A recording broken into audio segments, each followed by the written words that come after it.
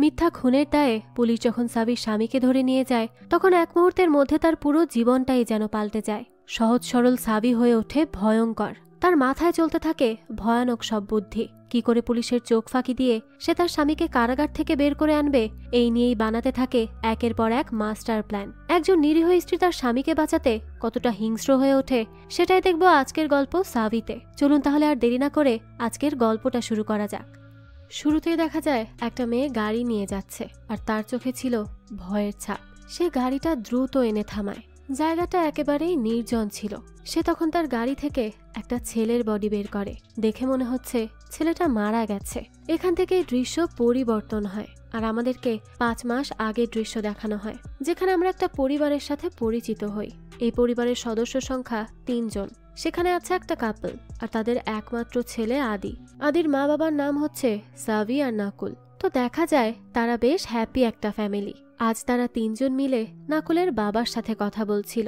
নাকুলের বাবা থাকতো ইন্ডিয়াতে আর তারা তো ইউকেতে। তাই তার বাবা বলতে থাকে, তোরা কবে আসবি? কতদিন দেখা হয় না। নাকুল জানায়, খুব জলদি আসবো বাবা, তুমি একদম চিন্তা করো না।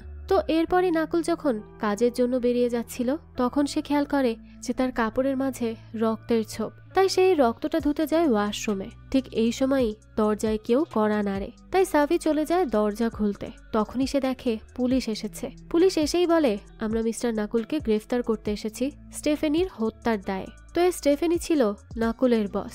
সাবি তো এসব শুনে খুবই শকড হয় যে তার স্বামী কি করে কারো খুন করতে পারে। এটা তো কখনোই সম্ভব না। তাই সে বারবার পুলিশকে বোঝানোর চেষ্টা করে যে তাদের কোথাও একটা ভুল হয়েছে, তার স্বামী কখনোই এমন কিছু করতে পারে না। কিন্তু পুলিশ তো তার কোনো কথাই শোনে না। তারা তো এসে নাকুলকে ধরে ফেলে আর তাকে নিয়ে যেতে চায়। নাকুল তো বারবার বলছিল সে কিচ্ছু করেনি, কিন্তু পরে যখন পুলিশ তাকে ছাড়ছিলই না তখন নাকুল যেতে যেতে সাবিকে বলে যে সে যেন এখনই আনুকে কল করে।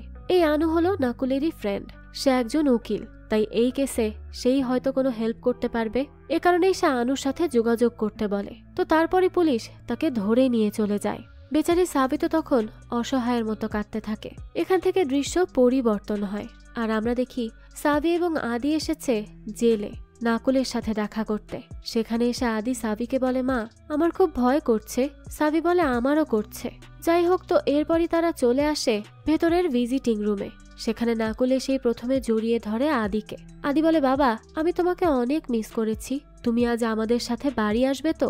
নাকুল বলে, আসলে আদি বাবার না এখানে কিছু কাজ আছে, সেগুলো শেষ করেই ফিরে আসবো। আদি তখন বলে, বাবা প্লিজ আজই চলো না।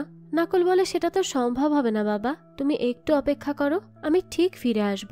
এরপরে নাকুল আদিকে একটা কাগজ দিয়ে ক্রাফট বানিয়ে দেয়। সেটা দেখে আদি খুব খুশি হয় আর খেলতে বসে যায় অন্য একটা টেবিলে। তখন নাকুল আর সাবি একাকী কথা বলতে বসে। নাকুল তখন বলে, আদি কেমন আছে বলো তো? সাবি বলে, ভালো, তবে স্কুলে না যাওয়ার জন্য প্রতিদিন নতুন নতুন বাহানা করে সে। তখন নাকুল বলে, তো আপিলের কি হলো? সাবি জানায়, দেখো আমি আনুর সাথে কথা বলছি আর সে চেষ্টাও করছে কিছু করার। নাকুল এবার বলতে থাকে যে আমি সেই রাতে ওখানে একা ছিলাম না সাবি, আমার পরিষ্কার মনে আছে। সে রাতে খুব বৃষ্টি হচ্ছিল আর আমার খিদে পেলে আমি তাড়াতাড়ি করে গাড়ির দিকে আসছিলাম বাড়ি ফিরবো বলে। ঠিক তখনই আমার সাথে কারো একজনের ধাক্কা লাগে। সম্ভবত তখন তার বডি থেকেই আমার পোশাকে রক্ত লেগে যায়। আমি তার মুখটা দেখতে পাইনি, কিন্তু আমি নিশ্চিত সেই ব্যক্তি খুনটা করেছিল। সাফি বলে, দেখো আনু চেষ্টা করছে এই বিষয়ে জানার, সেই সাথে সে লোকাল যেসব মাদক ডিলার আছে তাদের সাথেও কথা বলছে। নাকুল বলে, তার কোটের বাটন আমার ল্যাপটপ ব্যাগের সাথে আটকে ছিঁড়ে পড়ে গিয়েছিল, আমি সেটা দেখেছিলাম। যদি আমরা খুঁজি ওই জায়গায় তাহলে নিশ্চিত সেটা পাবো আর প্রমাণ করতে পারবো যে আমি নির্দোষ। সাবি বলে, সব হবে, তুমি চিন্তা করো না। আর তোমার তো ডায়াবেটিস আছে, সব মেডিসিন দিচ্ছে তো তারা? নাকুল বলে, হ্যাঁ দিচ্ছে। আর তুমি সংসার কি করে চালাচ্ছ বলো তো? টাকা পয়সা কোথায় পাচ্ছ? দেখো আমি তোমাকে ছোটবেলা থেকেই জানি, তুমি তো বাবার থেকে কিছু চাইবে না, তাহলে কিভাবে কি করছো? সাবি বলে, আছে কিছু, আর আমি জবের জন্য চেষ্টা করছি, কিছু একটা তো হয়েই যাবে। নাকুল তখন বলে, আম সরি সাবি। সাবি এটা শুনে বলে, নাকুল তুমি চিন্তা করো না।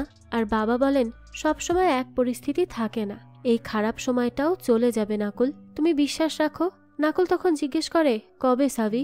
সাবি তখন আর কিছুই বলতে পারে না। এরপর আমরা দেখি সাবির সাথে আনুর কথা হয়। আনু সাবিকে বলে, আমি সবকিছু ভালো করে চেক করেছি, ওই ক্রাইম স্পটে কোনো বাটনই ছিল না, তার সাথে পুলিশও সার্চ করেছে, আর সেখান থেকে নাকুলকে যেতে দেখেছিল তার কলিগ। তার উপর স্টিফেনকে মারার অনেক কারণও ছিল নাকুলের, কারণ স্টিফেন সবসময় কাজের মাঝে তাকে অপমানিত করত। তাছাড়া নাকুলের গাড়ির পাশেই তো স্টিফেনের লাশটা পড়েছিল। তো এরকমই সব যুক্তি প্রমাণ তারা কোর্টে দেখিয়ে দিয়েছে। তাই তুমি যদি নিজেও 1 মিনিটের জন্য সাধারণ মানুষ হয়ে শুধুমাত্র প্রমাণ দেখো, তাহলে তুমিও ভাবতে বাধ্য হবে যে এই খুন হয়তো নাকুলই করেছে। সাভি এটা শুনে বলে, কিন্তু তুমি তো নাকুলকে চেনো, সে যে কখনো এরকম কাজ করতে পারবে না এটা তো জানো, তাই না? তাহলে তুমি কেন বিশ্বাস করবে? আনু বলে, আমি জেনেও আর এখানে কি করতে পারবো?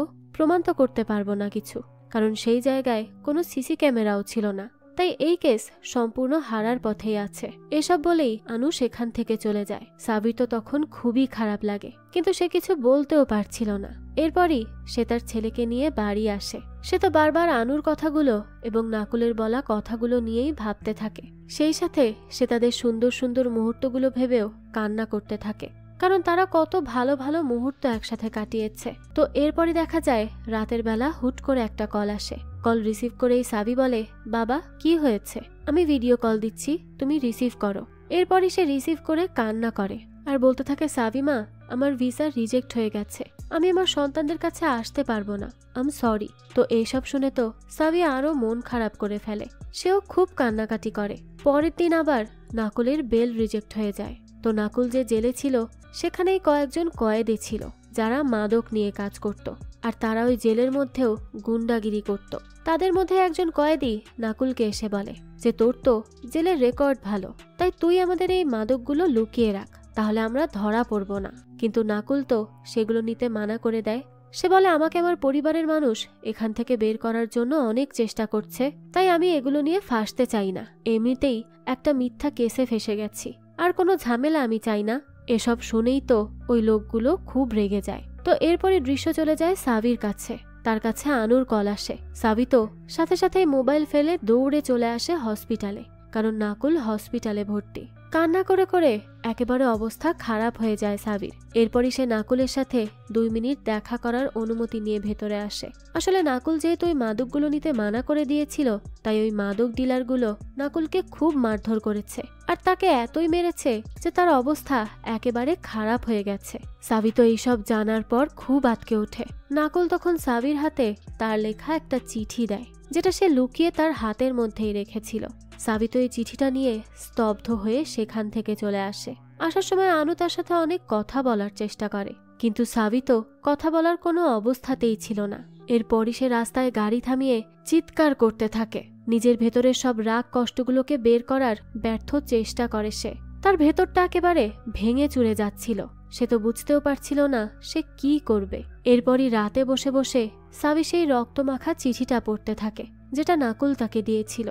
সেখানে নাকুল লিখেছে, আমার প্রিয় আদি, আমার ফিরতে কিছুদিন সময় লাগবে। আমি জানি তুমি আমাকে অনেক মিস করবে, আর করছো, কিন্তু বাবা তুমি মায়ের খেয়াল রেখো, কারণ আমি তো নেই তোমাদের পাশে। আর আমাকে প্রমিস করো তুমি খুব তাড়াতাড়ি বড় হবে না, কারণ তোমার বাবা তোমাকে ছোট থেকে বড় হতে নিজের চোখে দেখতে চায়, আর বাবা তোমাকে অনেক অনেক বেশি ভালোবাসে আদি। এই চিঠিটা পড়ার পরই সাবি তো খুব ইমোশনাল হয়ে যায়। তো এরপর যখন সে রাতে ঘুমাচ্ছিল, তখনও সাবিকে নাকুলের পেইন তাড়া করে বেড়াচ্ছিল। সে তো ঘুমাতেও পারছিল না, কিছুতেই যেন 2 চোখের পাতা এক করা সম্ভব হয় না সাবির। তাই সাবি তখন তার এক পাঞ্জাবি প্রতিবেশীর সাথে কথা বলতে আসে। সাবি এই পাঞ্জাবি মহিলার থেকে তার জীবন কাহিনী জেনে নিজেকে একটু স্ট্রং করার চেষ্টা করে, কারণ পাঞ্জাবি মহিলা সাবিকে বলেছে, তুমি যদি এইভাবে এই অসহায়ের মতো সবকিছু সহ্য করে যাও, তাহলে এই অসহায়ত্ব তোমাকে একদিন শেষ করে দিবে। তোমাকে নিজের জন্য আর নিজের পরিবারের জন্য শক্ত হয়ে দাঁড়াতে হবেই হবে। তো পরের দিন সাবি যখন জেলে আসে, তখন সে চিন্তা করে জেলারের থেকে ডিজিটাল কি চুরি করবে আর তার হাজবেন্ডকে নিয়ে পালিয়ে যাবে। কিন্তু সে ভয় পেয়ে আর সেটা করতে পারে না, কারণ এইভাবে একটা চাবি দিয়ে কিছুই হবার নয়। কিন্তু সাবি এবার মনে মনে এটাই সিদ্ধান্ত নেয় যে তার নির্দোষ স্বামীকে সে মুক্ত করবেই করবে। এখন যদি হয় সেটা অবৈধভাবে, তাহলে সেটাই সে করবে। তাই সাবি একটা কম্পিউটার সেন্টারে এসে গুগলে সার্চ করে যে কিভাবে জেল থেকে কয়েদি পালাতে পারবে। তারপর সে অনেক ঘাটাঘাটি করে পুরাতন অনেক কয়েদির পালানোর আর্টিকেলও পড়ে। এরপর লাইব্রেরিতে গিয়ে অনেক লেখকের বই পড়ে যে কিভাবে জেল থেকে পালানো যায়। তো এসব পড়তে পড়তেই সে মিস্টার পল নামের একজন লেখকের বই পায়, সেই বইটা পড়ে তো তার খুব আগ্রহ হয় সেই লেখক সম্পর্কে জানার জন্য। সেখানে মিস্টার পল লিখেছে, একটা বাঘ সবসময় বাঘই হয়, সেটাকে সার্কাসে রাখো বা পিঞ্জিরায়, বাঘ বন্দী হতে জন্ম নেয়নি। আর আমার গল্পটাও এই রকমই। এটা হচ্ছে আমার মুক্ত হওয়ার গল্প, আমার স্বাধীন হওয়ার গল্প। সময়টা ছিল ফেব্রুয়ারি 1999। আমি তখন প্রথম গ্রেফতার হই। অপরাধ ছিল আমি নকল পেইন্টিং আর এন্টিক সেল করতাম। আমাকে 3 বছরের সাজা দেয়া হয়। প্রথম ভেবেছিলাম আমার জীবনের সবকিছু এখন এখানেই সীমাবদ্ধ, কিন্তু আমার দুষ্ট মন তো তা মানতে রাজিই ছিল না। সে সব সময় আমাকে বলতো আমি স্বাধীন থাকতেই জন্ম নিয়েছি, তাই আমি এখান থেকে বেরিয়ে আসবই। তারপর কিভাবে জেল থেকে সে পালিয়ে যায় সেটাও লেখে। এই সব পড়ার পর সাবি তার ছেলের কাছে আসে। তার ছেলে একটা ফ্যামিলি ছবি এঁকেছিল। সাবি এটা দেখে বলে, এটা কি বাবার জন্য? আদি বলে হ্যাঁ, কিন্তু বাবা তো দেখতেই পারবে না। সাবি তখন জিজ্ঞেস করে কেন? আদি জানায় কারণ বাবাকে জেলের আন্টি তো অ্যালাউ করবে না। সাবি তখন বলে, জেলে কেন দেখাবে, আমরা নিজেদের বাড়িতে এনে দেখাবো, বাবা তো বাড়ি ফিরবে। আদি তখন খুব এক্সাইটেড হয়ে বলে, সত্যি মা, বাবা কবে ফিরবে? সাবি বলে, এই তো খুব তাড়াতাড়ি ফিরবে। তো এরপরই সাবি একজনকে কল করে আর মিস্টার পলের সাথে দেখা করার জন্য তার কাছে ঠিকানা চায়। এরপরই চলে আসে মিস্টার পলের কাছে একজন নিউজ রাইটার হিসেবে। সে জানায় সে তাকে নিয়ে আর্টিকেল লিখবে। তো এইসব সে এই জন্যই করেছে যাতে করে সে সরাসরি কথা বলে জেল থেকে পালানোর বিষয়টা আরো ডিটেলসে জানতে পারে। তো এরপরই সাবি মিস্টার পলের বাড়ির সামনে আসে। তবে গেটের মাঝে তালা ঝুলেছিল আর অনেক সতর্ক বার্তাও লিখে রাখা ছিল গেটে, যেন কেউ এই বাড়িতে না আসে। তো এরপরই সাবি অন্য দিক দিয়ে আসে আর এসে বাইরে থেকে মিস্টার পলকে ডাকে, কিন্তু মিস্টার পল তো তার পেছনে কুকুর লেলিয়ে দেয়। তবে সাবি এই কুকুরকেও আদর করে বশ করে নেয়। এরপরও মিস্টার পল তাকে বাড়ির ভেতরে আসতে দেয় না, কারণ সে বাইরের কারো সাথেই কথা বলতে চাইছিল না। এরপর সাবিও সেখানে রাত কাটায় বাইরে। সারা দিন রাত থাকার পর পরদিন বাধ্য হয়ে মিস্টার পল তাকে 5 মিনিটের জন্য ভেতরে ডাকে আর তার সাথে কথা বলতে রাজি হয়। তো এরপরে মিস্টার পল বলে, দুনিয়ার এমন কোনো জেল নেই যেখান থেকে পালানো অসম্ভব, সব জেল থেকেই পালানো সম্ভব। তবে পালানোর পর আবার নিজের আবেগ নিয়ন্ত্রণ না রাখতে পারলে 2-1 দিনেই ধরা পড়ে যাবে। সাবি তখন জিজ্ঞেস করে কেন? মিস্টার পল বলে, কারণ তারা জেল থেকে বেরিয়েই চলে যাবে পরিবারের সাথে দেখা করতে, যার ফলে পুলিশ তাদেরকে সহজেই ধরে ফেলে। তাই জেল থেকে বেরিয়ে সবসময় পুলিশের থেকে 2 কদম বেশি আগে চলতে হবে, আর এমন কোথাও থাকতে হবে যেখানে ব্রিটিশদের হাতের কোনো নাগাল থাকবে না। তারপর টাকাও রাখতে হবে সাথে, যেন কোথাও গিয়ে একটু ঠিক মতো থাকা যায়। এরকম কিছু দিক আছে যেগুলো খেয়াল রেখে তবেই জেল থেকে পালাতে হবে।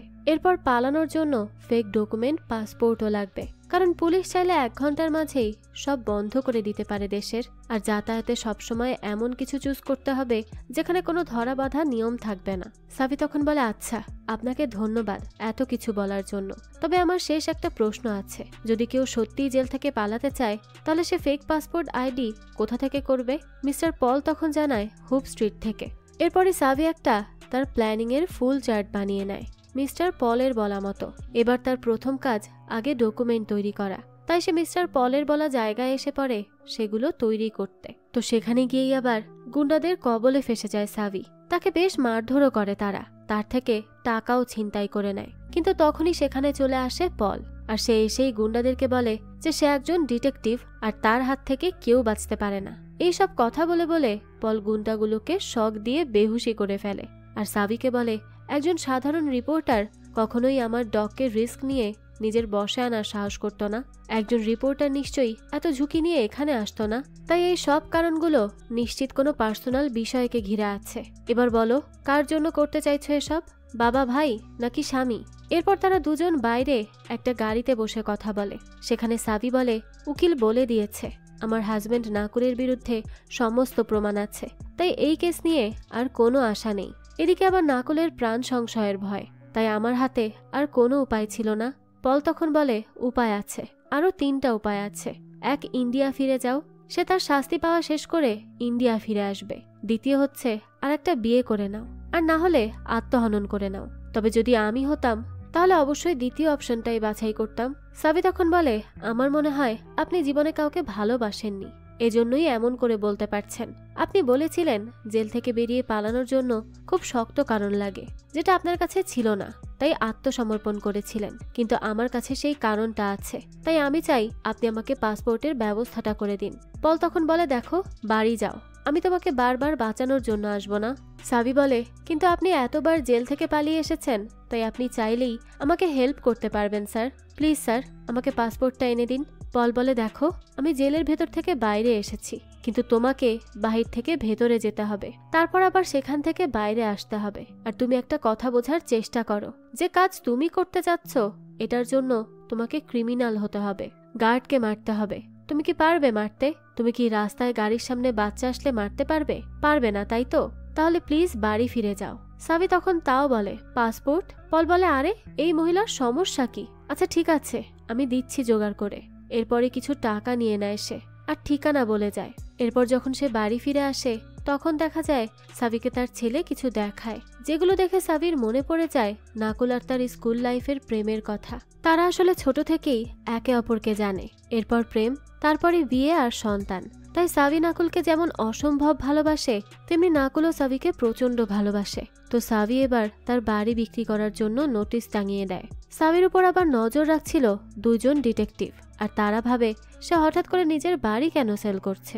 এদিকে সাবি এবার আসে পলের বলে দেওয়া ঠিকানায় পাসপোর্ট আর বন্দুক নিতে। তখনই সেখানে মিস্টার পল আসে এক অন্য ছদ্মবেশে, আর এসেই সাবিকে তাদের তিনজনের পাসপোর্ট দেয় আর বন্দুকও দেয়, কারণ সাবি নিজেকে প্রোটেক্ট করতেই এই বন্দুকটা চেয়েছিল।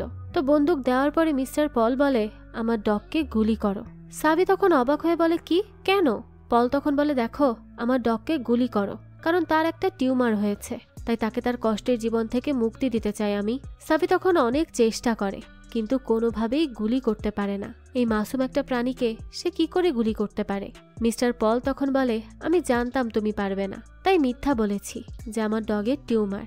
এখন নিজেই ভেবে দেখো, একটা কুকুরকে তুমি গুলি করতে পারো না, আর তুমি মানুষ মারবে ভাবছো? তাই দেখো, তুমি যে প্ল্যান করছো সেটা কতটুকু কি কার্যকর হবে আমি জানি না। এখন ভেবেচিন্তে আগে যা করার করো, আমি যাচ্ছি। তো এরপর আবারও শুরু হয় সাবির সার্চিং। সে জেলের বিভিন্ন পার্ট সম্পর্কে রিসার্চ করে আর সেগুলোকে প্রিন্ট করে নেয়। তো পরের দিন যখন পার্কে বসেছিল সাবি, তখনই সেখানে মিস্টার পল আসে একজন আন্টির ছদ্মবেশে। মিস্টার পল সাবির পাশে বসে বলে, সামনের প্ল্যানটা কি? সাবি তো একটু অবাকই হয় তাকে এইভাবে বারবার ছদ্মবেশ নিতে দেখে। মিস্টার পল বলে, আসলে এখানে সিসি ক্যামেরা আছে, তাই আমি এমন ছদ্মবেশ নিয়ে এসেছি। তো তুমি তোমার কাজের কথাটা বলো, কি করছো এখন? সাবি বলে, আমি রিসার্চ করেছিলাম মিস্টার পল, সেখানে দুটো টানেল আছে পালানোর মতো। মিস্টার পল বলে, আমি জানি, কিন্তু এখানে একজন কয়েদি ধরাও পড়েছে, তাই হাই রিস্ক আছে। তারপর সাবি বলে, আমরা তাহলে অন্য কোনো একটা উপায় বের করব। মিস্টার পল বলে, আমরা মানে? আমি তোমার এই কাজে তোমার সাথে নেই। হ্যাঁ, তবে আমি মাঝে মাঝে আসবো, গাইড করব, কিন্তু যা করার সব তোমাকে একাই করতে হবে। সাবি বলে, আমাকে যখন একাই সব করতে হবে, তাহলে আপনি আমাকে ফ্রি এতক্ষণ হেল্প কেন করলেন? মিস্টার পল বলে, পৃথিবীতে কেউ কিছুই ফ্রিতে করে না, সময় আসলে তুমি ঠিকই বুঝতে পারবে। আর এখন এই প্ল্যানিং নিয়ে ভালো করে ভাবো যে আগে কি করবে। তারপর রাতের বেলা দেখা যায় পিজা ডেলিভারি বয় হয়ে আসে পল সাবির বাড়িতে। সাবি তো তাকে দেখেই শকড, এই রাতে তাও আবার পিজা ডেলিভারি বয় হয়ে এসেছে। তখন পল তাকে একটা আইডিয়া দিয়ে যায় ইনডিরেক্টলি। সে সাবিকে বোঝায়, সে বলে যে নাকুলের কোনো মেডিকেল ইমার্জেন্সি হলে কাজটা সহজ হতো।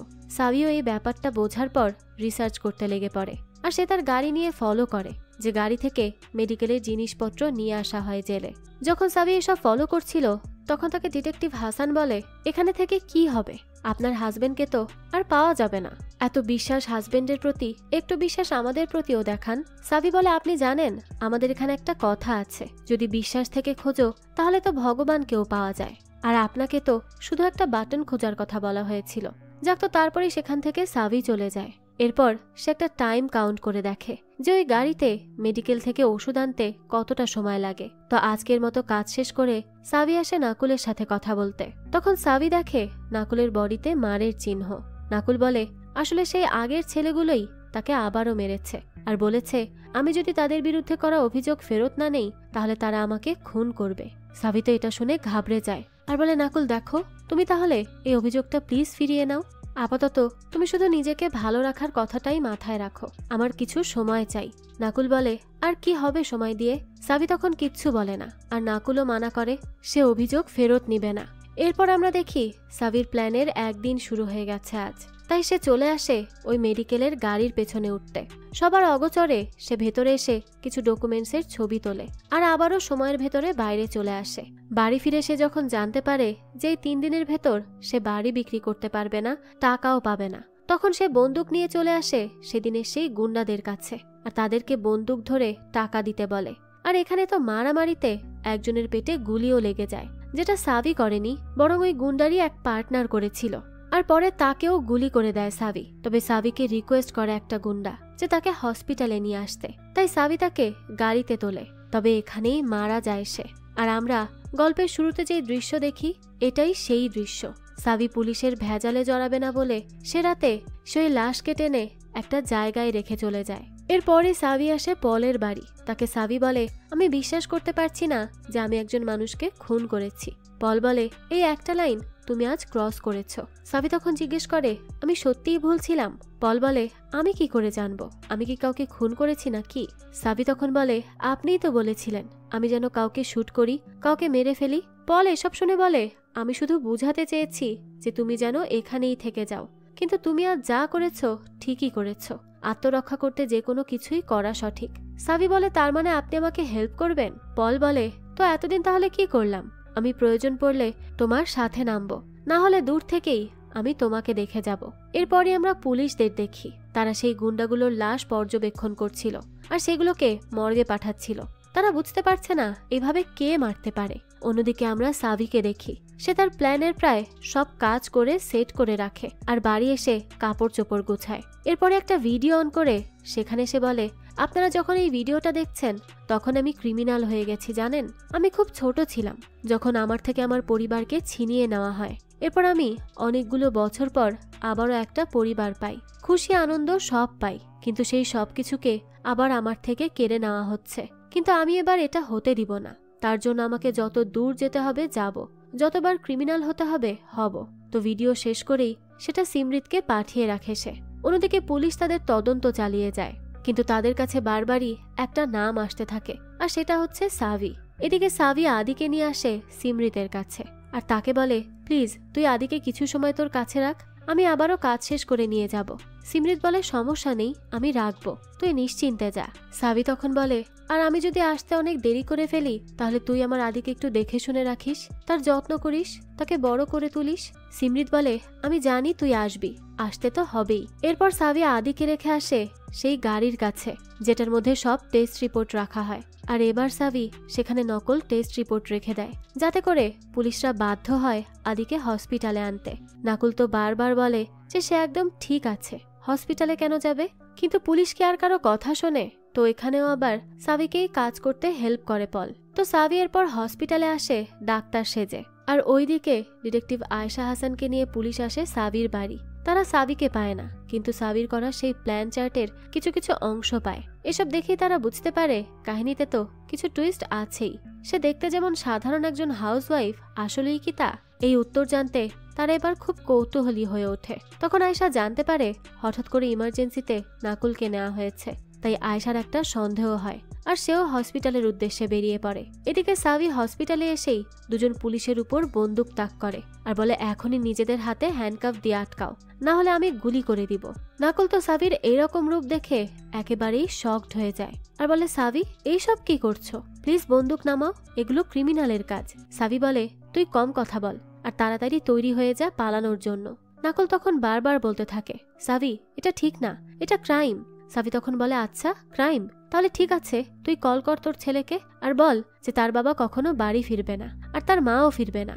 এদিকে তো আয়েশা চলে আসে হসপিটালে, আর সে কেন যেন নিশ্চিত ছিল হঠাৎ করে নাকুলের হসপিটালে আসার বিষয়টাতে কিছু না কিছু গোলমাল তো আছেই। এদিকে এরপর শুরু হয় নাকুল আর সাবির পালানোর সফর। একদিকে আয়েশা আসে হসপিটালে, অন্যদিকে হসপিটালের রুম থেকে বেরিয়ে যায় নাকুল আর সাবি। যখন তারা লিফটে ওঠে তখনই আয়েশা তাদেরকে দেখে সিঁড়ি দিয়ে নিচে আসতে যায়। আর এদিকে লিফটে নাকুল বলে, কি দরকার ছিল সাবি এসব করার? কেন করলে বলো? সাবি বলে, কারণ আমি তোমাকে খুব ভালোবাসি নাকুল, আর আমি তোমাকে ছাড়া বাঁচতেই পারবো না।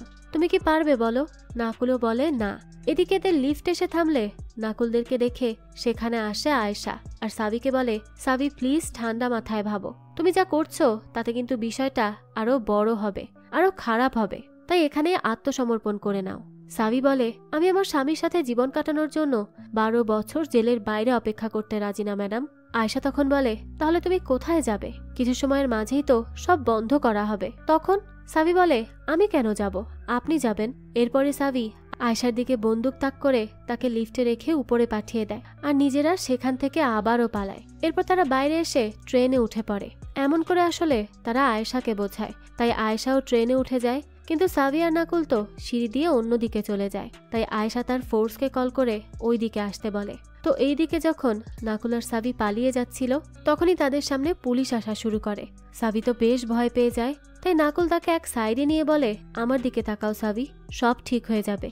তো সাবি যখন নাকুলের দিকে তাকিয়েছিল তখন পুলিশ ভাবে তারা হয়তো কাপল, তাই ডিস্টার্ব না করেই চলে যায়। এরপরই সাবি আর নাকুল গাড়িতে উঠে আসে সিমরিতের বাসায়। কিন্তু এখানে এসে তারা জানতে পারে যে সিমরিত তো আদিকে নিয়ে চিড়িয়াখানায় গিয়েছে। এবার তো সাবি পড়ে যায় আরো বিপদে। একে তো তাদের হাতে বেশি সময় নেই, আর অন্যদিকে তার ছেলেও বাসায় নেই। সাবি তখন নাকুলকে বলে, তুমি ভেবো না, আমাদের হাতে সময় আছে, আমরা ঠিক পৌঁছে যাব আদির কাছে। এরপরই তারা সিমরিতের বাসা থেকে বেরিয়ে যায় চিড়িয়াখানায় যাওয়ার জন্য। অন্যদিকে আয়েশা আসে সাবির বাড়ি। এসে দেখে সেখানে ডাস্টবিনে কিছু ফেলে রাখা। আয়েশা সেগুলো বের করে নেয় যদি কিছু ইনফরমেশন পাওয়া যায় সে কারণে। এদিকে সাবি আর নাকুল দেখে চিড়িয়াখানাতে যাওয়ার রাস্তায় পুলিশ আছে, তাই তারা এখন কোনোভাবেই চিড়িয়াখানায় যেতে পারবে না। সাবি এরপর একজনকে মেসেজ করে আর গাড়ি ঘোরায় শহরের বাইরের রাস্তার দিকে। নাকুল বলে, কি করছো, শহরের বাইরে যাচ্ছ কেন, আদির কি হবে? সাবি বলে, দেখো আমাদের হাতে আর কোনো উপায় নেই, আমরা চিড়িয়াখানায় যেতে পারবো না। নাকুল তখন বলে, তাহলে আদির কি হবে? সাবি বলে, দেখো আদির জন্য সিমরিত আছে, সে তাকে অনেক ভালোভাবে মানুষ করবে। নাকুলের তো এ কথা শুনে মনটাই ভেঙে যায়, কারণ সে তো এত কিছু তার ছেলেটাকেও সাথে নিয়ে চলবে বলে করেছে। অন্যদিকে আয়েশা সাবির সেই প্ল্যান চার্টটার টুকরো টুকরোগুলোকে একটা একটা করে জোড়া লাগায় আর তার অফিসারদেরকে দেয়। এরপর সে বলে সব জায়গায় তাদের ছবি লাগিয়ে দিতে। এদিকে নাকুল হঠাৎ করেই সাবিকে বলে, আমাকে বন্দুকটা দাও সাবি। তারপর সাবি নাকুলকে বন্দুক দেওয়ার পর নাকুল বলে যে আমরা পুলিশকে বলবো যে আমি তোমার উপর প্রেসার দিয়েছি, যে যদি তুমি আমাকে জেল থেকে পালাতে হেল্প না করো তাহলে আমি তোমার ছেলেকে মেরে দিব, তাই তুমি এসব বাধ্য হয়ে করেছো, আমরা আত্মসমর্পণ করে নিব, ঠিক আছে? সাবি বলে, না নাকুল প্লিজ এসব বলো না। নাকুল তখন বলে, হ্যাঁ সাবি, এটাই করতে হবে, কারণ আদির পাশে তোমার থাকাটা খুব জরুরি। আদি একটা ছোট বাচ্চা, সে তার বাবা মা দুজনকে ছাড়া কি করে থাকবে? আমি যেই স্বপ্ন দেখেছি সেই স্বপ্ন নষ্ট হয়ে যাবে সাবি, প্লিজ তুমি আমার জন্য এই কাজটা করে নাও। সাবি তখন বলে, না নাকুল, আমি তোমাকে ছাড়া কিচ্ছু করতে পারবো না, কিছু সামলাতে পারবো না, প্লিজ তুমি এরকম কিচ্ছু করো না। এদিকে আয়েশা জনকে বলে সে সব জায়গায় তাদের ছবি দিয়েছে কি? জন বলে, হ্যাঁ ম্যাম, আমি সব জায়গায় তাদের ছবি পাঠিয়ে এসেছি। এরপরই আয়েশা একে একে সাবির প্ল্যান চার্টটাকে জুড়তে থাকে দেয়ালে, কারণ একমাত্র এটাই আয়েশাকে বলবে যে সাবির পরবর্তী প্ল্যান কি। অন্যদিকে যখন সবকিছু থেকে নাকুল আশা ছেড়ে দেয় তখনই সেখানে হাজির হয় মিস্টার পল। সে নিয়ে আসে আদিকে, আর সাবি তাকেই মেসেজ করে বলেছিল এই হেল্পটা করতে। তো এবার মিস্টার পল আসে একটা অন্য রূপে। তো নাকুল তার ছেলেকে এতদিন পর পেয়ে তো সাথে সাথে জড়িয়ে ধরে আর বলে, কেমন আছো আদি?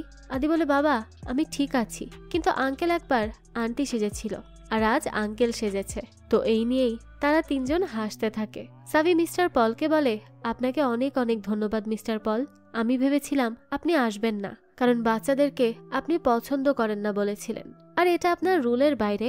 মিস্টার পল তখন বলে, সব রুল মানাটাও একটা বোরিং কাজ, তাই এই রুলটা আমি মানলাম না। আর হ্যাঁ, তোমার যে ওই বান্ধবী আছে না, তাকে একটা ডাক্তার দেখাও, কারণ সে আদিকে আমার হাতে দিতেই চাইছিল না, পরে আমি তোমার মেসেজ তাকে দেখানোর পর সে রাজি হয়েছে। সাবি বলে, মিস্টার পল এখন তো পুলিশ আমাদের পেছনে আছে। পল বলে, আমি তো বলেছিলাম এই প্ল্যান কোনো কাজের না, তবে আমি কি একটা বোরিং আইডিয়া দিব? তোমরা আত্মসমর্পণ করে নাও। কিন্তু সাবি আর নাকুল এবার মানা করে। এরপর মিস্টার পল বলে, তাহলে আরো একটা আইডিয়া আছে, বিশ্বাস করো আমাকে। আদি বলে, হ্যাঁ আমি করি। তো এরপরই দেখা যায় তাদের তিনজনকে গাড়িতে করে নিয়ে মিস্টার পল বেরিয়ে পড়ে। সামনে যখন পুলিশ এসে চেক করতে ওঠে তখন শুধু আইসক্রিমই পায় গাড়িতে, তাই পুলিশ আর কিচ্ছু না করে গাড়িকে যেতে দেয়। এরপরই একটা জায়গায় এসে মিস্টার পল গাড়ি থামায় আর ফ্রিজের নিচটা খোলে আর তাদেরকে বলে বেরিয়ে আসতে, না হলে তারা ঠান্ডায় জমে যাবে। তো খুব বুদ্ধির সাথে মিস্টার পল তাদেরকে পুলিশের হাত থেকে বাঁচিয়ে নেয়। আর নাকুলরা সবাই তো মিস্টার পলকে ধন্যবাদ জানিয়ে চলে যায় এয়ারপোর্টের ভেতরে। তো সাবিকে মিস্টার পল বলে, পালিয়ে তো এসেছো, এবার শুধু পালিয়ে পালিয়ে থাকার টেনশন। সাবি তখন মিস্টার পলকে জড়িয়ে ধরে আর তাকে এত এত হেল্প করার জন্য মন থেকে ধন্যবাদ দেয়। তারপর সাবি বলে, একটা প্রশ্ন করি, আপনি বলেছিলেন লাইফে কিছুই ফ্রিতে হয় না, আর আপনি নাকি করেনও না, তাহলে আমার জন্য এইসব কেন করলেন? পল তখন বলে, দুইটা কারণ আছে। এক, তুমি আমাকে আমার পরবর্তী বেস্ট সেলার দিয়েছ, অর্থাৎ সে এই কাহিনী নিয়েই আর একটা বই লিখবে, আর সে নিশ্চিত সেই বইটাও বেস্ট সেলার হবে। সাবি তখন বলে, আর দ্বিতীয়? মিস্টার পল তখন বলে, স্বাধীনতা, যা আমি সত্যিকারের অর্থে অনুভব করেছি গত 3 দিন তোমার সাথে থেকে। আর আমার একটা প্রশ্ন হচ্ছে, এই সাবি কি নাম? সাবি বলে, সাবিত্রী সাচদেব। মিস্টার পল তখন বলে, তোমাকে এই নামটা বেশ মানিয়েছে। তারপরই তারা আসে এয়ারপোর্টে পাসপোর্ট দেখাতে।